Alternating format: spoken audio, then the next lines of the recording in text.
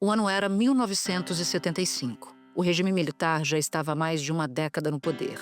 No comando, Ernesto Geisel. Ele assumiu o país depois do período mais duro de repressão sob o governo Médici.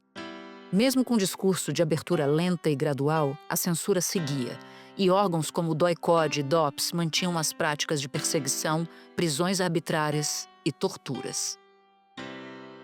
Na Vila Mariana, região nobre de São Paulo, um prédio é o registro concreto desses anos de escuridão. O DOI-CODE funcionava aqui, onde hoje fica esta delegacia de polícia. Pelo menos 56 militantes de esquerda foram mortos neste prédio por fazerem oposição ao regime militar. Entre os que passaram por lá está a presidente Dilma Rousseff, na época estudante. Também foi naquele prédio que o jornalista Vladimir Herzog, então diretor do Departamento de Jornalismo da TV Cultura, foi torturado e morto. Numa noite de sexta-feira, dia 24 de outubro de 1975, Vladimir Herzog foi convocado a depor sobre a sua relação com o Partido Comunista Brasileiro. Ele se apresentou voluntariamente na manhã do sábado seguinte, 25. À tarde, já estava morto. O regime tentou encobrir o crime com uma mentira, dizendo que Vlado, como era conhecido, tinha cometido suicídio, o que a esposa, Clarice, sempre negou. Ele tinha muitos planos, ele tinha uma vida pela frente, ele pretendia fazer muita coisa para esse país. Ele nunca iria fazer com isso, ele amava os filhos e a mim, e a vida. A fotografia de uma cena armada entrou para a história. Na imagem, Herzog está com um cinto em volta do pescoço, de joelhos dobrados. Seus pés tocam o chão. Silvaldo tinha 22 anos, era um novato em treinamento como fotógrafo da polícia, quando foi chamado para registrar uma farsa que ele e muitos outros logo perceberam. A morte por tortura, montada como suicídio. Eu, pessoalmente, achei estranho a posição do cadáver. Estranho como? Pela posição dos pés, os pés no chão e também por uma sigilosa de não deixar tirar outras fotos do local. Passados 50 anos, a certidão de óbito de Vlado foi alterada. Ele foi reconhecido, neste ano, como anistiado político pós-mortem e sua viúva começou a receber uma pensão. Mas até hoje, nenhum dos envolvidos na morte foi punido. Quem matou o Vlado? Quem torturou o Vlado? Quem eram essas pessoas? Eram mandadas por quem? E nós não temos essas respostas, ninguém teve essas respostas. E a nossa democracia ainda vive à sombra de um passado mal resolvido. Da redação do G1, eu sou Natuza Neri e o assunto hoje é o assassinato de Vladimir Herzog 50 anos depois. Neste episódio, eu converso com Ivo Herzog, filho de Vlado, um dos fundadores e presidente do conselho do Instituto Vladimir Herzog, e com Rogério Gentili, que é diretor executivo do mesmo instituto. Sexta-feira, 24 de outubro.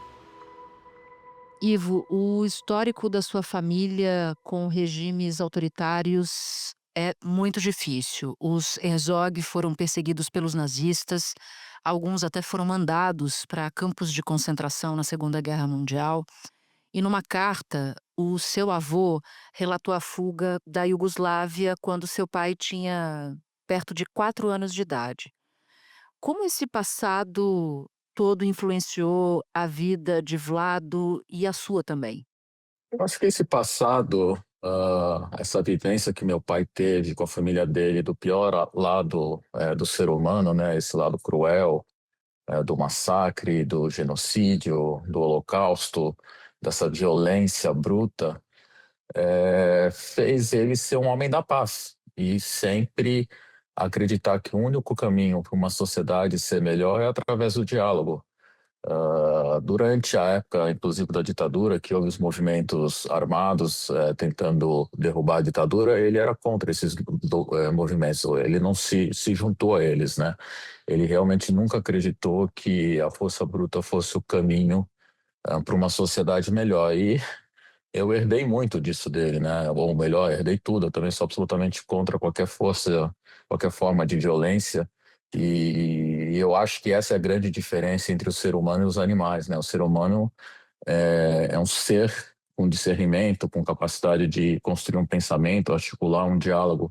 E quando a gente usa a força, a gente se iguala aos animais, aos irracionais. Bom, foi justamente em 1946 que a sua família se estabeleceu no Brasil e décadas depois veio outro choque com o regime autoritário que você já começa a descrever. Em 1975, o teu pai, jornalista, acabou sendo preso por militares do DOI-CODE em São Paulo. Você tinha, me corrija se eu estiver errada, a idade de 9 anos. O que você se lembra desse dia? Você tem memória desse dia? A memória que eu tenho é do dia anterior, né, do dia 24 de outubro, uma sexta-feira, que minha mãe pega eu e meu irmão e leva a gente na TV Cultura para buscar o meu pai, para irmos para o sítio que a gente tem no interior de São Paulo. Para mim e para o meu irmão era um outro final de semana, como qualquer um que a gente iria para o sítio. E eu lembro que a gente ficou bastante tempo na redação, eu e meu irmão brincando, redação de jornal. Naquela época é bem diferente de hoje, né? Fazia muito barulho das máquinas de telex, aquela coisa toda, as máquinas de escrever e tal. E depois voltamos para casa. E a próxima lembrança que eu tenho é o dia 26, na realidade, quando minha mãe vem contar para gente que meu pai tinha ido embora, né? Tinha falecido. O dia 25, com certeza, foi um dia como qualquer outro da nossa infância, muito provavelmente o último dia dessa primeira infância que a gente teve, porque a partir do dia 26 é um novo mundo para gente. Bom, então só para recapitular esses 2 dias, no dia 24 de outubro de 75, seu pai é convocado a depor por agentes do Exército. No dia 25, seu pai se apresenta voluntariamente ao DOI-CODE de São Paulo e é preso, junto com o jornalista Jorge Duque Estrada e Rodolfo Konder. E aí, no depoimento, claro, seu pai nega vínculos com o Partido Comunista Brasileiro. No dia 25 também, ele é torturado nas dependências do DOI-CODE e morre em decorrência de tudo, de toda a violência, de toda a selvageria que ele sofreu nos porões da ditadura. Clarice estava casada com o jornalista Vladimir Herzog. Havia 11 anos quando ele morreu. Eu queria ir junto, não me deixaram ir. E eu fiquei sabendo, eu comecei a achar... Fui avisar a mãe do Vlado. A mãe do Vlado ficou desesperada, obviamente, a dona Zora. Ele falou, vão matar meu filho, vão matar. Eu falei, dona Zora, não vai acontecer nada, não vai acontecer nada, não tem mais tortura, acabou isso, não tem tortura nesse país mais. 10 horas da noite eu estava lá outra vez, para contar que ele estava morto. Foi terrível. Alguns dias depois, no dia 31 de outubro, houve um ato ecumênico na Catedral da Sé, reunindo mais de 8.000 pessoas. E esse ato se torna um marco de resistência. Você pode relembrar para nós como foi esse culto?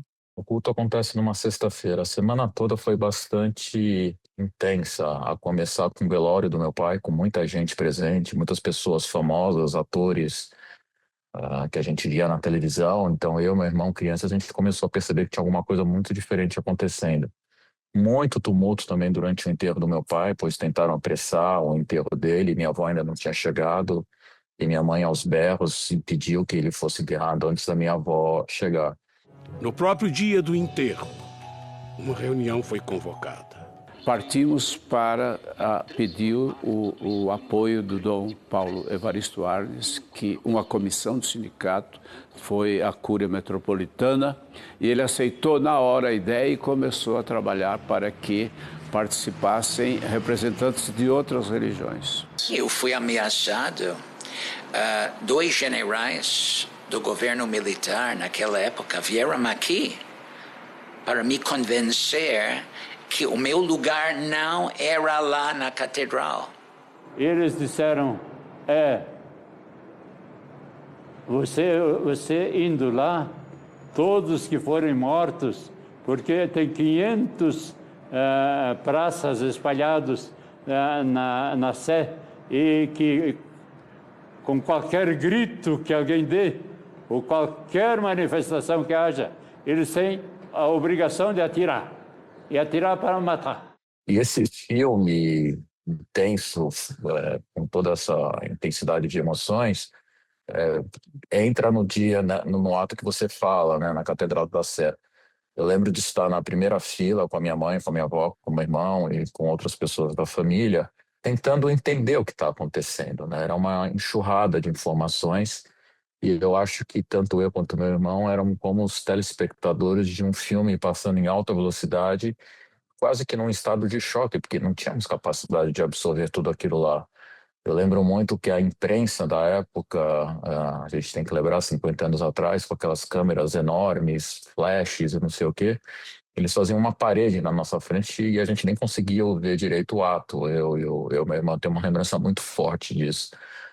E a última lembrança que eu tenho desse ato, que para mim foi muito especial e marcou a minha vida toda, foi o momento que Dom Paulo Evaristo Arnes, com a minha mãe chorando muito, muito, muito emocionada, ele acolhe, abraça a minha mãe, enfim, ele acolhe a minha mãe, acho que é isso, né? Simples, uma palavra muito simples, mas ela é muito significativa, né? O acolhimento. Quando terminou a missa, eu lembro que eu saí chorando, aos berros, e eu comecei a berrar, e o Dom Paulo, calma, calma, e o Dom falou, deixa ela berrar, Paulo, deixa ela berrar, ela tem que pôr esse ódio para fora, deixa ela berrar. E isso ficou muito marcado na minha lembrança, e eu acho que ali eu comecei a conhecer Dom Paulo, assim como eu também comecei a conhecer muito o Henri Sobel, que esteve presente em vários outros momentos de lembrança da morte do meu pai. No cemitério israelita, uma atitude do rabino Henri Sobel representou o primeiro ato público de repúdio à versão oficial para a morte de Herzog. Quando ele, na qualidade de rabino, determina que Vladimir Herzog seja enterrado não no campo de suicidas, né? E sim no lugar natural das pessoas que não eram suicidas. Isso teve uma importância significativa, sem dúvida alguma, porque isso não deixava de ser o reconhecimento através, ambos eram judeus, né? Do reconhecimento de que Vladimir Herzog não era um suicida. Quando a sua mãe conta para você e para o seu irmão no dia 26 que o seu pai havia morrido, você se lembra do que você sentiu? Bom, primeiro que ela não conta as circunstâncias, eu não lembro o que ela falou exatamente, mas eu entrei num estado de negação, né, de não acreditar que aquilo pudesse estar acontecendo, porque a morte é uma coisa muito definitiva, né? E eu não conseguia conceber que tudo tinha acabado, tudo que meu pai não existia mais, que os momentos de vida com ele, as interações, a presença dele deixava de existir. É um processo, Natuza, é um processo que, como eu te falei, começa no velório, né, por conta de toda aquela intensidade, toda aquela presença de gente. Eu acho que naquele momento eu já sabia que não era um acidente que tinha acontecido com meu pai, era um assassinato, porque isso era falado de maneira explícita por todos que estavam ali presentes, nas conversas, nas demonstrações de indignação, no processo do enterro. No próprio velório houve como eu posso dizer, houve uma denúncia de Dom Paulo nas palavras que ele usou lá, de que o Estado tinha sangue em suas mãos, essa coisa toda, né? Então, desde essa primeira semana, desde o dia 27, fomos entendendo, eu e meu irmão, que as circunstâncias da morte do meu pai era de uma tremenda injustiça, de um assassinato, de uma coisa brutal. Sem saber, obviamente, minha mãe procurou nos poupar o máximo possível dos detalhes das circunstâncias, da questão da tortura, essa coisa toda que a gente foi conhecendo ao longo do tempo e, sinceramente, até hoje eu não sei de todos os detalhes e faço questão de não querer saber, né? Entendo. E quem era o seu pai, o Vlado, para além do jornalismo e da história trágica? O meu pai era filho único de uma família judia, né?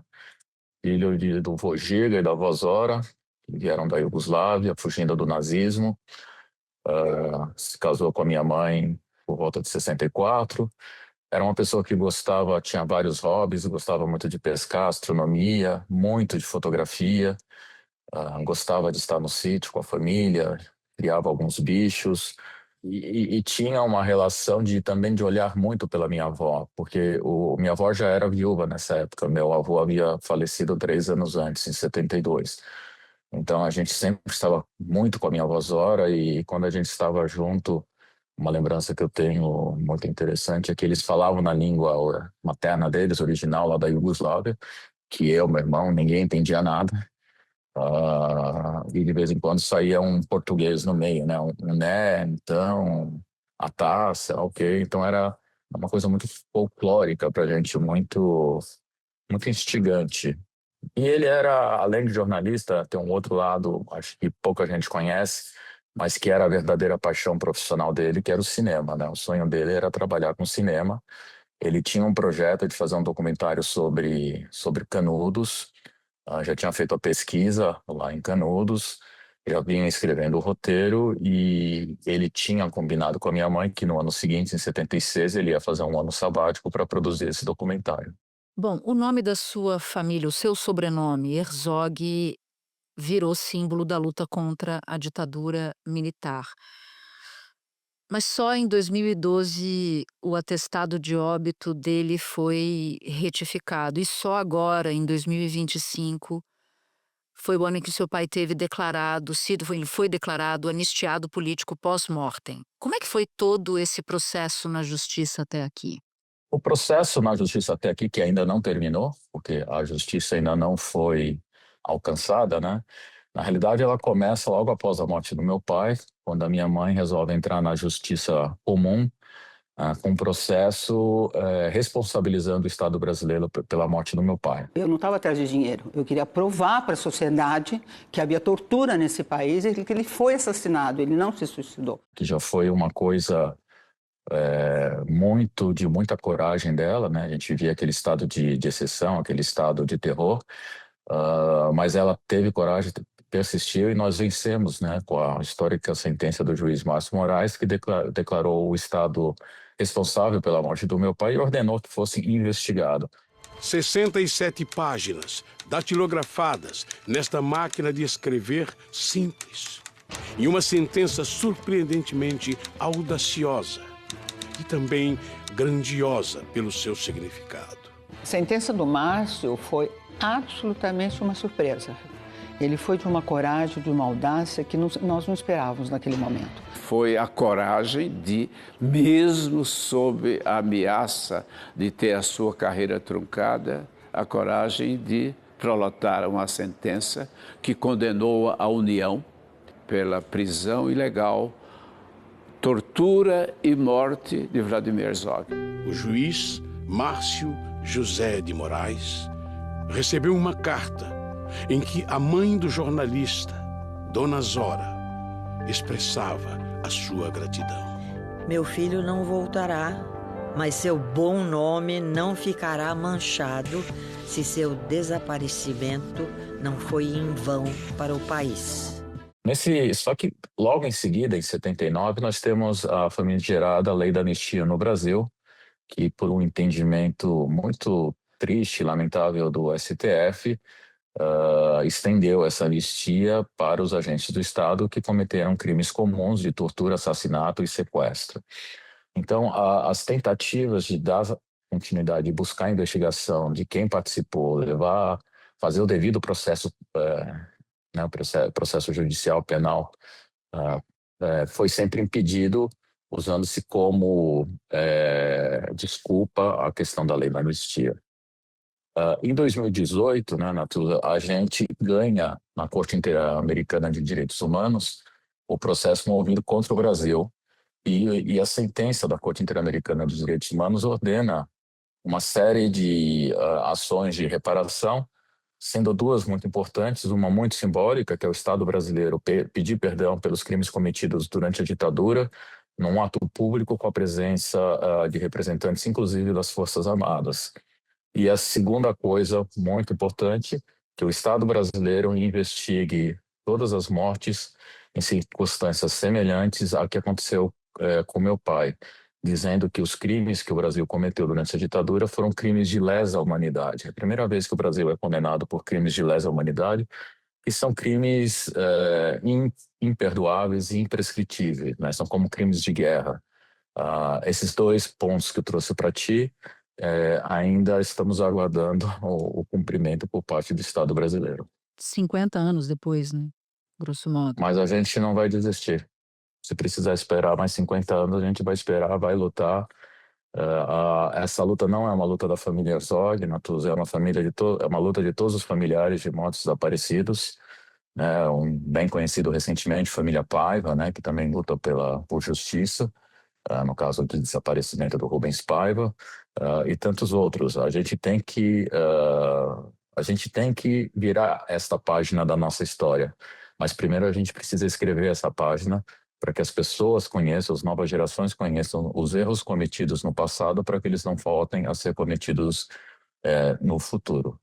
E trazendo para o contexto atual, eu tenho dito muito que acho que a luz no fim do túnel, ela está um pouco mais forte com a recente condenação de militares por conta da tentativa de golpe do 8 de janeiro. A gente começa a ter um fio de esperança que o Brasil em que vivemos realmente está tendo mudanças estruturais em relação ao país que existiu até então. Uma coisa importante que acho que pouca gente sabe é que no Brasil houve mais de uma dezena de tentativas de golpe de Estado ou golpe de Estado. E em todas essas ocasiões, o mais famigerado é o de 64, né, que todo mundo se lembra, assim, porque a gente vem falando muito isso, mas em todos eles tem dois elementos comuns: a participação dos militares e a total impunidade. Nunca ninguém foi julgado e condenado pelos golpes bem-sucedidos ou mal-sucedidos. E a gente finalmente rompeu esse ciclo de impunidade com a recente condenação dos participantes da tentativa de golpe de 8 de janeiro. Você, inclusive, se sentou na primeira fila da sala de audiências da primeira turma do Supremo Tribunal Federal, quando do início do julgamento de militares, ex-presidente da República por tentativa de golpe de Estado. Como é que foi acompanhar esse momento tanto tempo depois da morte do seu pai? Foi uma coisa difícil de descrever, Natuza, porque a gente vê o filme da nossa história. Eu vejo muito o filme da história da minha mãe, né? Eu acho que um dos grandes erros que eu, você, muitos jornalistas e muitas outras pessoas, a gente esquece de falar das mulheres, né? Do papel das mulheres nessa luta, as verdadeiras heroínas dessa história que com coragem, não desistindo jamais, buscaram a verdade e a justiça. E naquele momento, naquele dia lá na primeira turma, a gente estava vendo essa luta vencendo uma batalha dessa luta, uma batalha muito importante, histórica. A gente não se cansa dessa luta, mas a gente sofre muito. Ela causa muito sofrimento, ela gera muitas feridas, né? E muito esgotamento emocional. Não esgotamento físico, como eu disse, a gente nunca vai desistir, mas emocionalmente realmente é muito pesado. Nos últimos anos eu tenho estado à frente dessa luta pelo lado da nossa família, né? Minha mãe está doente, está com Alzheimer, então ela se retirou desse processo e eu estou começando a entender muito por que minha mãe é do jeito que ela é. É o resultado desse sofrimento, dessa coisa. Contar essa história não é fácil, mas é nossa obrigação contar essa história. A gente tem que contar essa história para que as pessoas conheçam, e como eu disse aqui, esses erros do passado não se repitam. Ivo, eu não tenho como te agradecer por sua presença aqui, contando essa história que, como você acaba de nos falar, é uma história difícil de contar, mas importantíssima, né, de ser contada. Muito obrigada pela sua participação e eu desejo boa sorte na sua jornada por justiça. Eu agradeço, Natuza. Não quero jogar confete, mas realmente eu também tenho que te agradecer. Eu acompanho o seu trabalho muito na Globo News e eu acho que vocês, jornalistas, foram que possibilitaram, que viabilizaram que pela primeira vez na história do Brasil, militares estejam presos. Muito obrigado. Espera um pouquinho que eu já volto para falar com Rogério Sotile.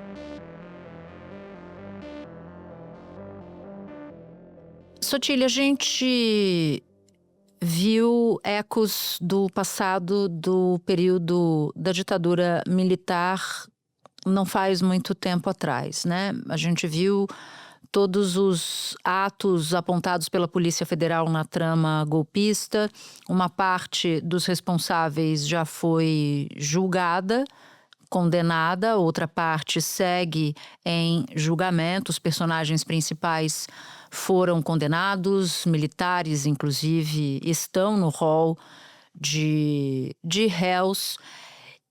Mas, ao mesmo tempo, o Congresso tenta, ou parte do Congresso, para ser mais precisa, aprovar uma anistia para os envolvidos na tentativa de golpe de 2022, ou dos anos que se encerraram em 2022, começo de 2023. Como é que você enxerga esse momento?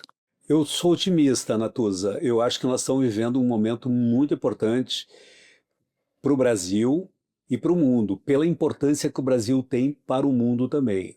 É fato de que as democracias estão em crise, porque as democracias elas não responderam a várias questões importantes para a sociedade, né, do mundo todo, e produziu crises, fissuras e abriu espaço para que movimentos autoritários, antidemocráticos viessem à tona. E isso a gente está assistindo um crescimento muito grande, né, da extrema-direita no mundo todo.